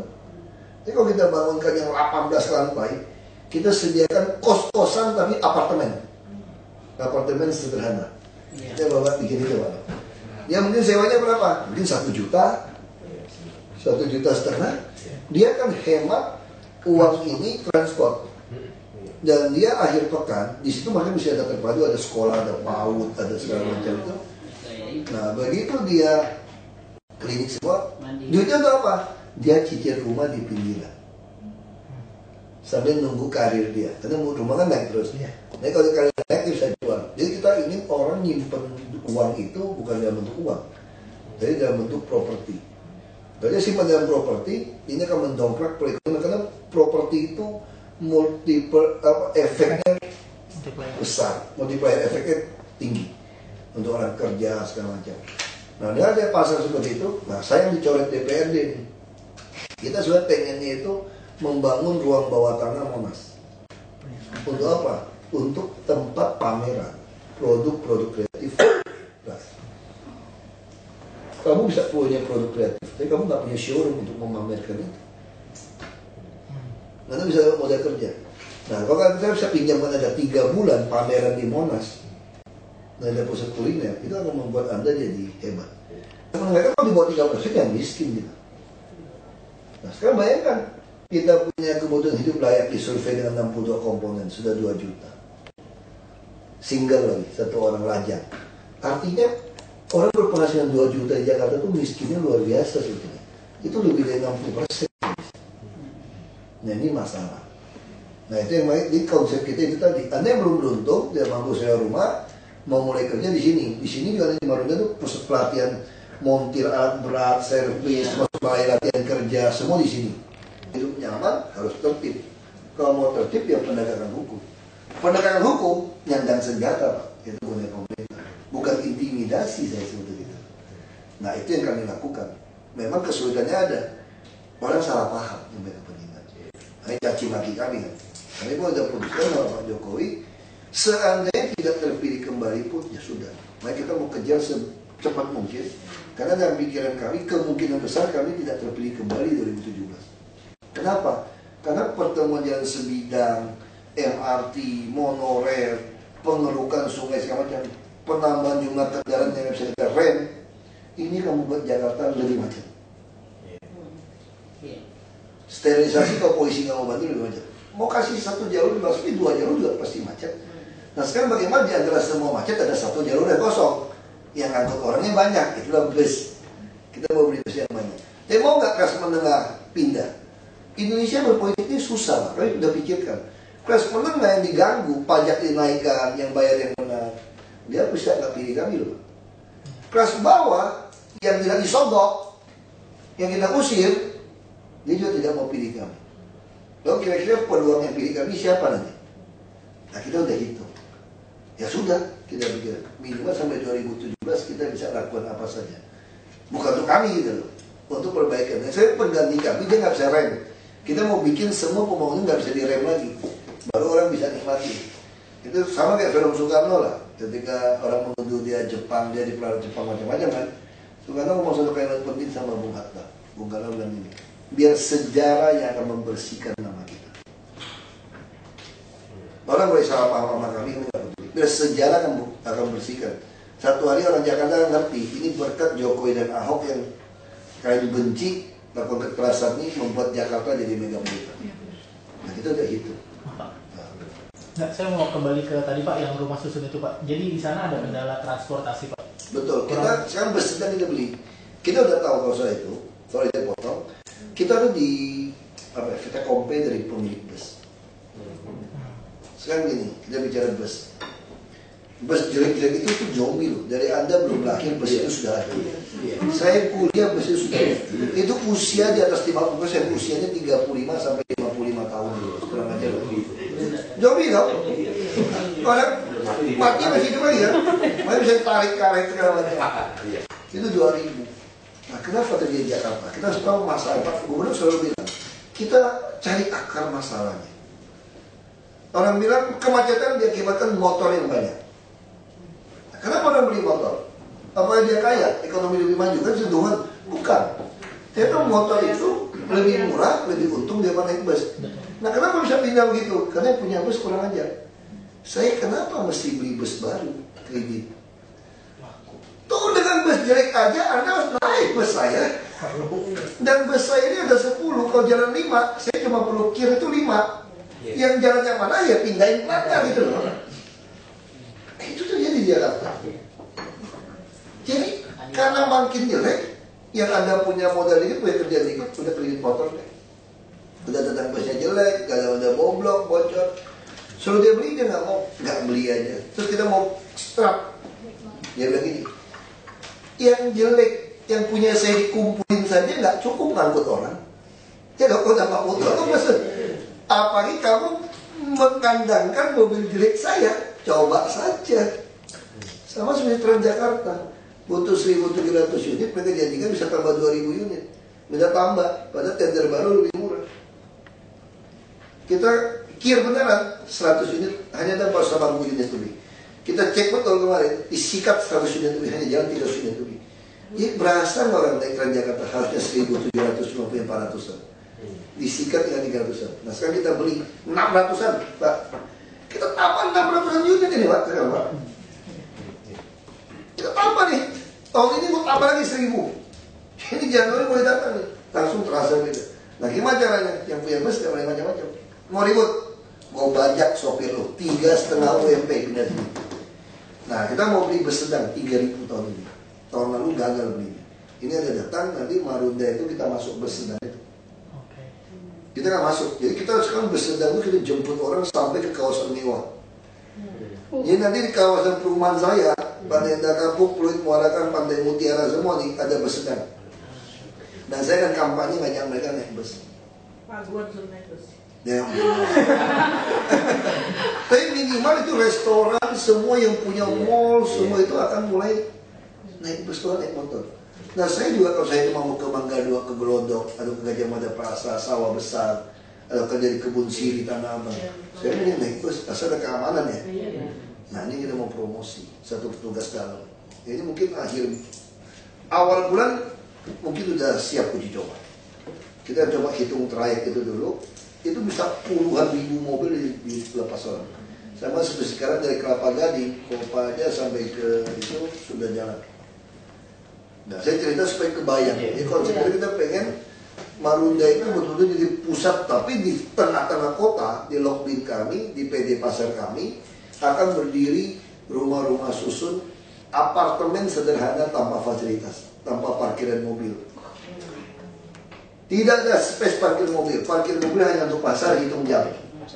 Sehingga si pemilik tinggal di sini nggak sanggup dia bayar parkir di bawah, karena hitungannya jam. Kalau dulu kan rumah susun kita nggak, ada parkir dikit, kita nggak ada pasar, nggak ada hitungan jam, nggak dikelola dengan parkir mesin. Yang beli semua punya mobil. Tapi kali ini saya yakin orang mulai takut kok. Saya biarin aja, masih maling kan, jual beli. Nah, saya minta masuk ke dalam elektronik itu, Pak. Udah masuk namanya, dia kan bawa tentara, bawa brimob, razia. Betul, saya bawa senjata lengkap, bukan intimidasi. Kalau kamu macam-macam, mau todong pistol, udah nggak mau tahu. Penegakan hukum, Pak. Kalau nggak, kurang ajar orang-orang ini, jual beli. Jadi kita biarin full dulu ya. Nanti dia beli, kita sikat, ngesak, ya bisa jantungan mati tuh, biarin aja, kirim pulang akhirat lebih baik.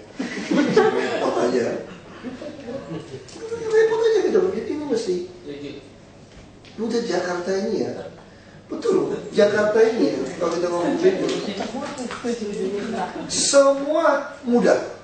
Kenapa? Kayak sekarang kita ngomong mau bikin SOP kan, rumah susun kan, nggak perlu saya baca buku, udah mau bikin sendiri, kalau dipaksain temen nyari saya.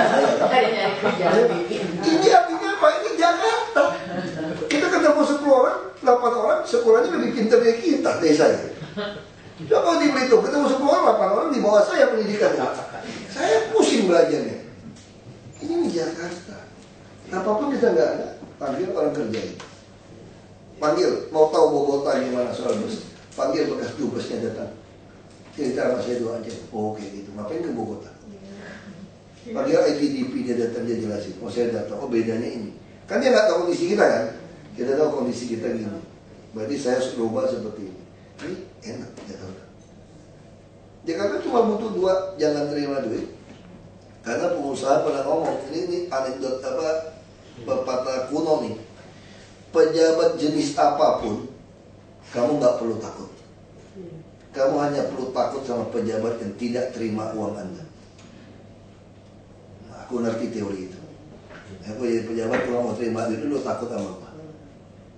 Takut kan? Saya mau terima uang Anda takut sama saya. Makan, dan duluan siapa bayar, aku bayarin. Kamu takut sama saya. Ini pertama. Terus kedua, ini teori kedua. Orang bisa intimidasi, ngancam kita apapun. Nakutin kita bangkrut, dilukain, apa dipukul, diculik, kita bisa takut. Tapi kalau kamu gak takut mati, semua itu udah gak ada artinya. Mati aja udah gak takut, kamu gak takut apa lagi? Mau mukul saya, mau ambil harta saya, orang mati yang udah kasih kok kamu, jadi gak usah kata saya lagi. Ini dua rumus ini Jakarta selesai. Nggak terima duit, nggak dapat mati, nggak ada kepentingan kan? Orang mau mati, mau kepentingan apa lagi gitu? Mati aja udah siap kok.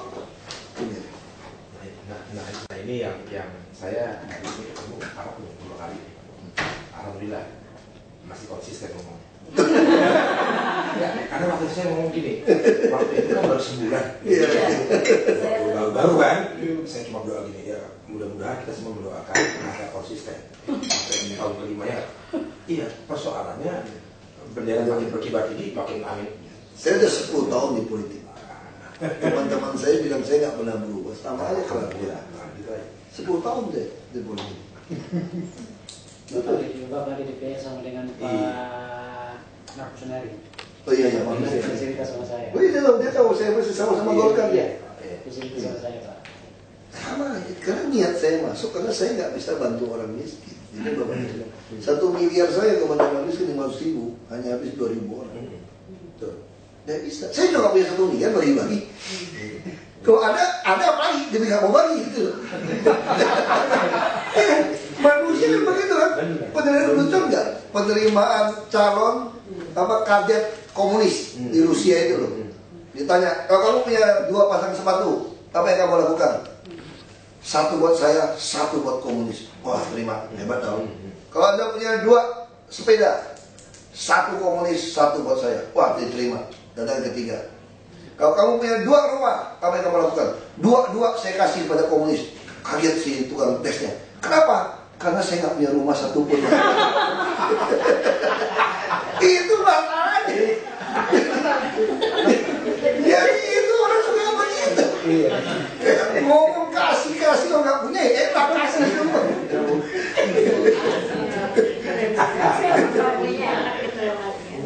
Karena dia juga nggak punya apa-apa kan. Tapi itu Pak, kita kesimpulannya Pak ya. Jadi soal tadi tinggal situ udah betul. Sedikit Pak, sebenarnya saya ada dengar bahwa di Pulau Panggang Pak, ini masalah Kepulauan Seribu, masih bagian Jakarta Pak ya. Pulau Panggang akan ada sebuah rumah susun Pak. Wah, tahu dong. Belum. Ada itu kita coret kayaknya. Coret Pak ya. Jadi nggak jadi Pak, karena kan Kita justru yang mau bangun banyak di sini, justru pelajar-pelajar yang sekolah situ bisa tetap tinggal. Oh, jadi dari sana akan ditarik ke sini Pak. Kalau Pak enggak itu ya. Kalau aku mau di sana ya, itu nanti semua wisata jalan tuh, ini saya nggak tahu ilmu sosialnya, sama nelayan itu masalah kreditnya itu juga pemerintah pusat salah. Kenapa saya bilang salah? Saya selalu protes waktu di Bupati, saya kan baik nelayan. Kredit nelayan itu nggak bisa seperti kredit usaha lain yang dibagi cicil 12 bulan. Dia kan tergantung musim gitu. Terus pemerintah kasih perahu juga nggak bisa maksain orang bergabung beberapa nelayan dapatin kapal besar. Karena akhirnya apa? Bukan nelayan yang ikut-ikutan, 1 orang bisa operasikan, dijual. Kapalnya juga sering sekali beli kapal pakai tender yang kayunya tua. Belum tentu cocok daerah itu. Harusnya kalau mau bantu nelayan itu selalu punya orang kampung di situ bikin perahu gitu Pak. Biar dia tungguin ruasnya tua apa nggak tua itu. Kreditnya juga berdasarkan waktu dia turun baru bayar. Jadi sekarang pemerintah mau nggak? Ya bisa. Kunci ya di Pemprov. Kita nggak mau dapat bunga. Sama seperti pertanian lah. Kita lihat pertanian ya. Saya baca-baca cerita Nabi Yusuf. Saya hobi baca-baca cerita Nabi. Gitu ya. Kemudian Yusuf Kristen Islam. Saya sekolah Islam SD SMP. Cuma belum ada hidayah dalam Islam bilang. Kan diusir keluar dari masjid. Kata pengajian itu betul. Karena tempat saya itu agak asas 53% Muslim. Dan mereka dengan pengaruh Masyumi. Mau belajar ngaji, suruh kafir nggak boleh masuk. Kalau aku bisa ikut MTQ, bisa hafal 28 juz lah minimal, nggak usah 30 juz. Ini menarik cerita itu. Ketika terjadi kemarau yang panjang di Mesir, lalu si Firaun menunjuk Nabi Yusuf menjadi seorang perdana menteri. 7 tahun itu, kan 7 tahun dia berjualan.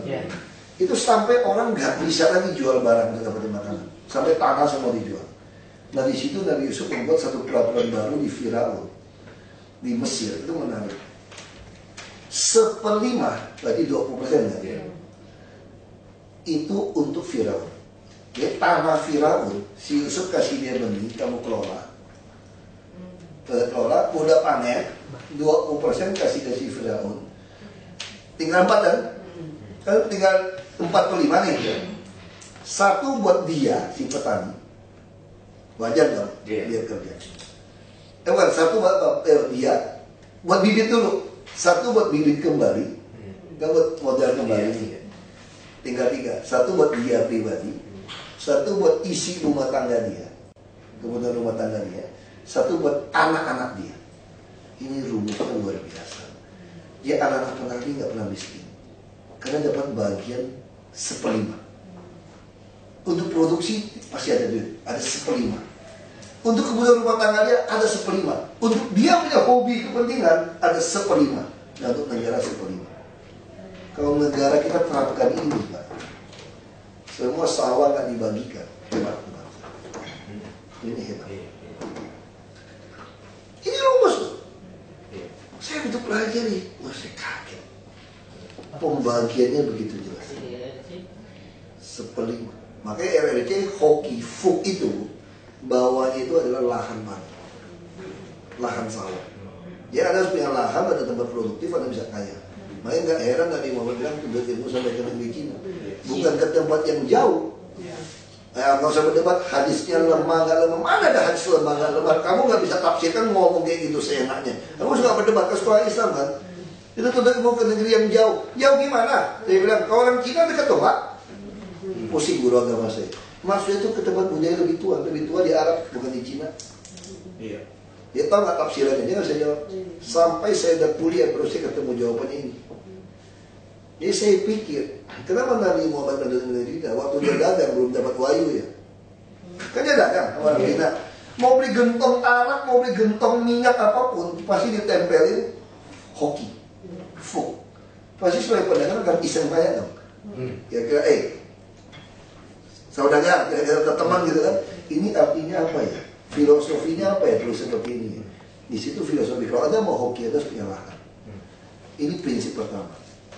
Kalau mau bikin rakyat kaya, bukan kasih dia tanah, bukan bagi sertifikat. Ini revolusi Perancis, rakyat nggak butuh gandum, rakyat butuh roti. Jadi rakyat bukan butuh tanah. Kalau butuh tanah dia jual. Makanya sekarang rusun nggak boleh jual. Anda bertempat tinggal boleh garap. Yang kedua, apa prinsip kedua? Prinsip kedua ini sederhana. Kalau bicara pendidikan, ini ajaran Konghucu. Pada waktu Nabi Muhammad sebelum dia Nabi dagang di Cina, itu ajaran Konghucu itu belum diberantas. Belum datang si Mao Zedong yang revolusi budaya menyingkirkan ajaran Konghucu yang dibilang merusak itu.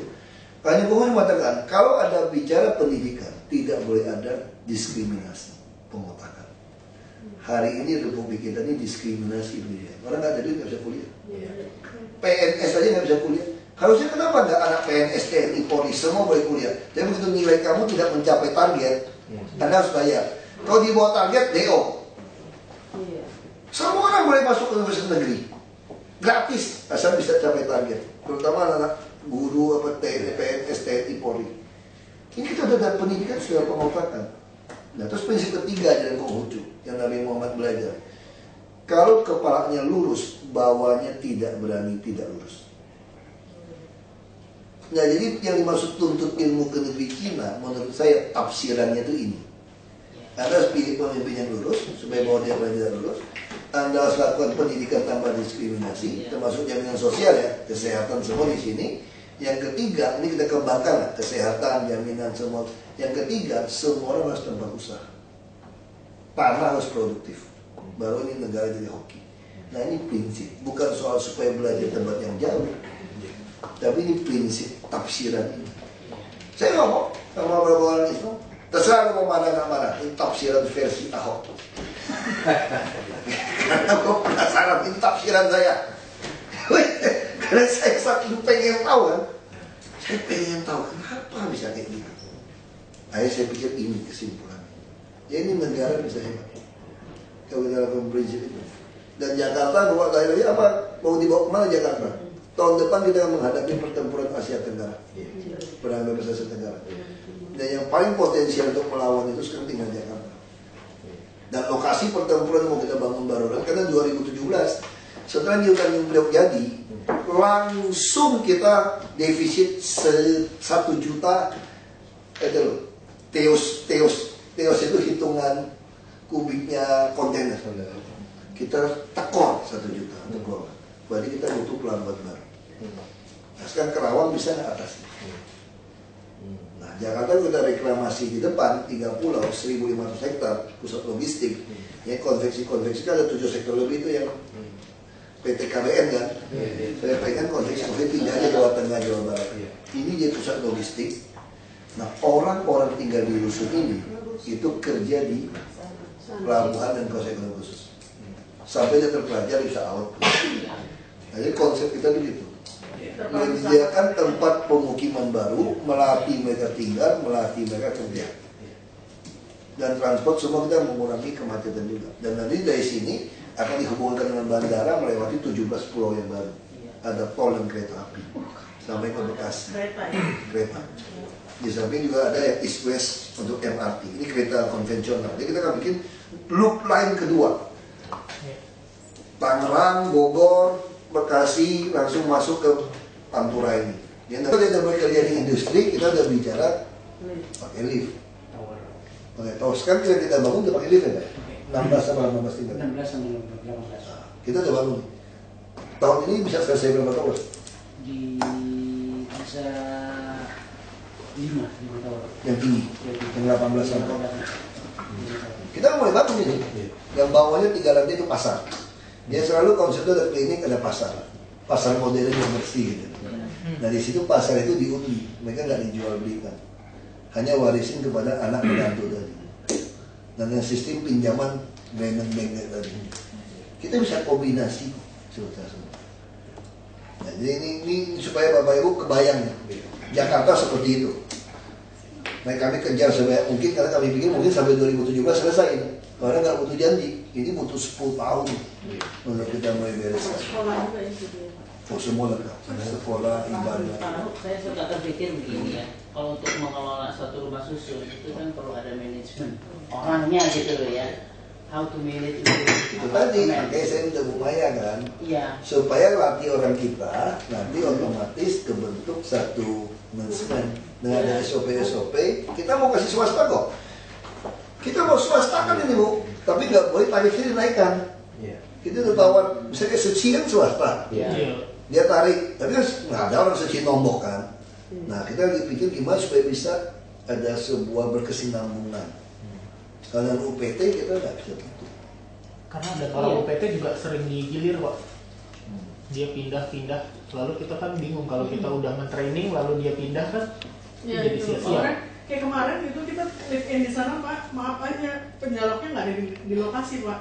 Jadi pada saat kita ada masalah dari masyarakat, kita nggak bisa menyampaikan. Kemudian, nah, gini kalau di Ibu latih saja orang yang di sana yang mau kerja, dia jadi.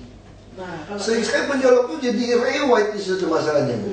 Kita temukan dia jual beli sewa menyewa terus. Padahal kalau ada pengelola yang tinggal di sana itu kan ada masalah langsung bisa ditangani gitu. Kayak kemarin kita temuannya sampah ya, sampah itu udah nggak.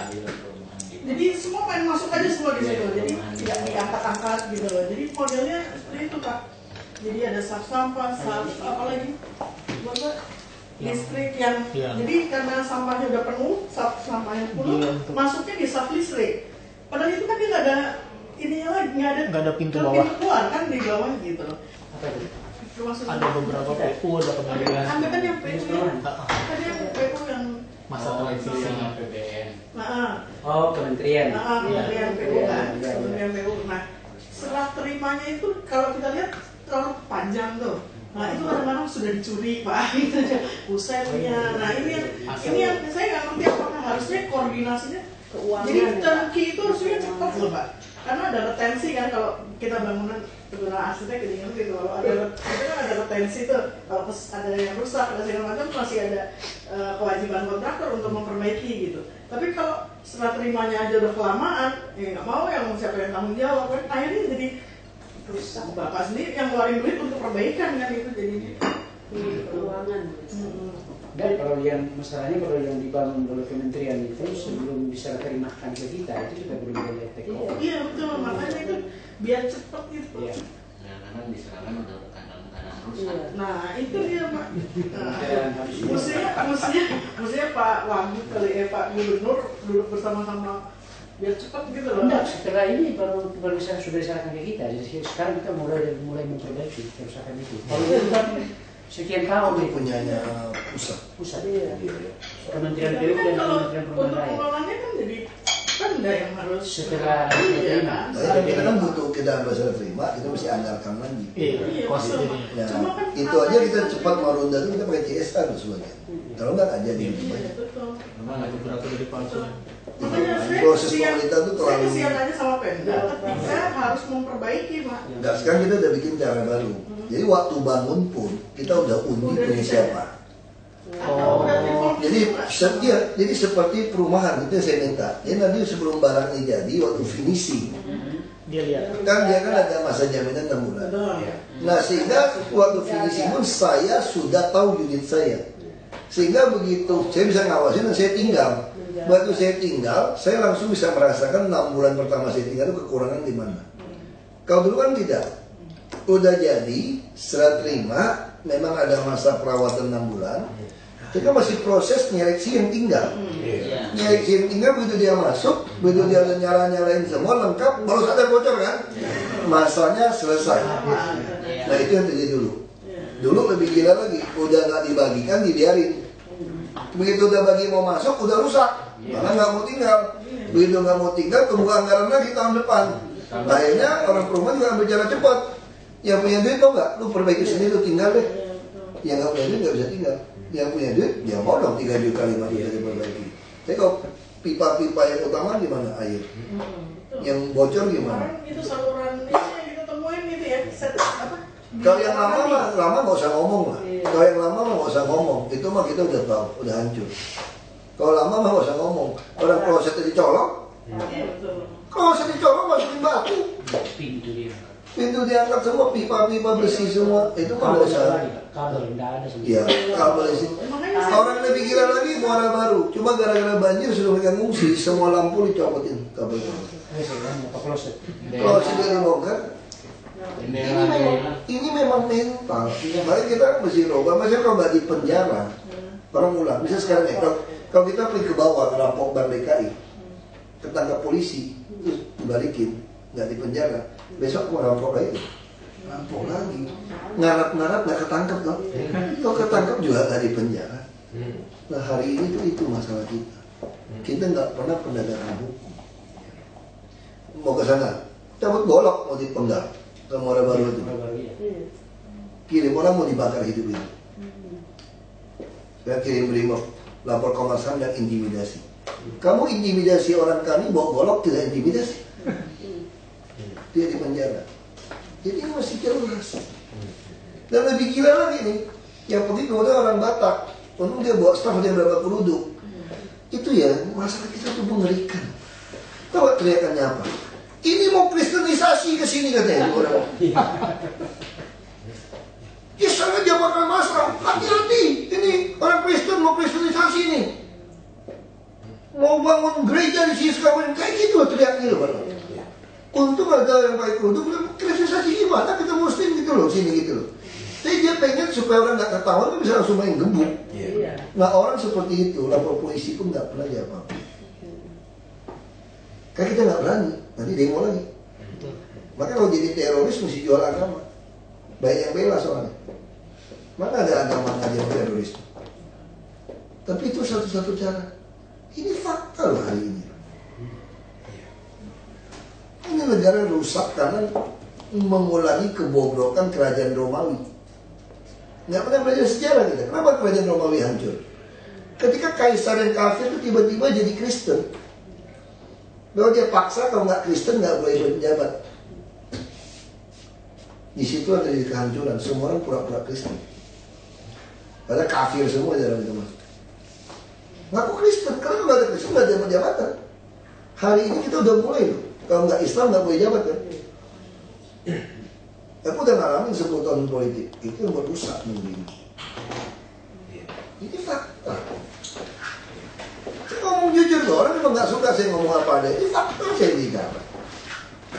Saya ngalamin, saya 10 tahun di politik. Di tengah, saya tuh mulai karir saya itu 93% Muslim di Belitung Timur. Dan Partai Bulan Bintang dengan P3 menguasai 55% fraksi.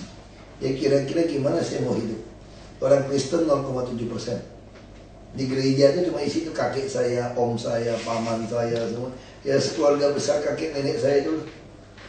Gimana mau berpolitik? Gak mau dipikir. Saya udah kenyang, makanya Jakarta orang gitu rasis sama aku biasa-biasa aja. Aku udah kenyang gitu. Udah kenyang aku udah kebal gitu-gitu orang gitu. Nah ini penting saya ilmu sosial tadi.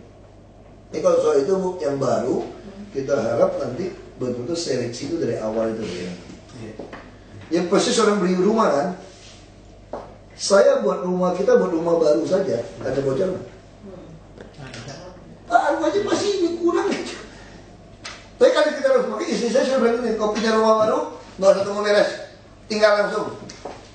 Kenapa? Langsung ngerasain kurangnya baru diadjust. Kalau kita nggak mau langsung masuk, nggak bisa. Makanya kita mesti paksa orang. Begitu udah mulai finishing dia udah bolak-balik dia kayak lihat unit dia. Kalau kita beli di perumahan gitu kan, cek. Nah seperti itu. Ya, saya kira itu ya. Berarti nanti tinggal selanjutnya kalau udah kontak itu udah tinggal yang baru aja. Bantu saya satu aja. Siapa yang kosong kalau ingat di sana kita mau sita, usir. Kita mau cocokkan data. Saya ada kirim mata-mata juga, kirim siapa. Kita mau sita. Karena bangun itu butuh setahun lebih lah ya. Satu hari langsung dapat unit sita. Kita butuh unit sita. Itu baik cepat. Ini kesannya kurang enak. Ya, saya nggak bisa gunakan kalimat yang lebih halus lagi soalnya.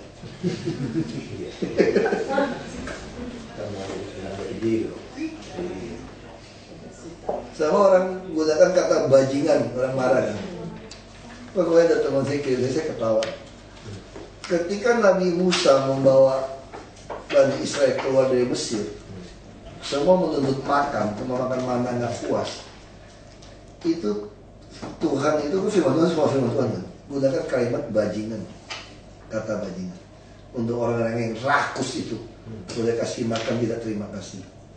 Dia bilang bajingan. Terjemahan resmi. Kalimatnya katanya bajingan. Di mana salah saya itu? Betul Pak, orang bukan Pak. Katanya bajingan salah di mana sih? Bukan bela diri Pak. Yang susah. Ya, terima kasih Pak. Ya, terima kasih Bu. Saya mau geser lagi. Nah, soal apa nih? Oh, mau foto yuk. Belum ada ruang kerja Pak mau dibawa kan? Sorry fotonya. Sangat.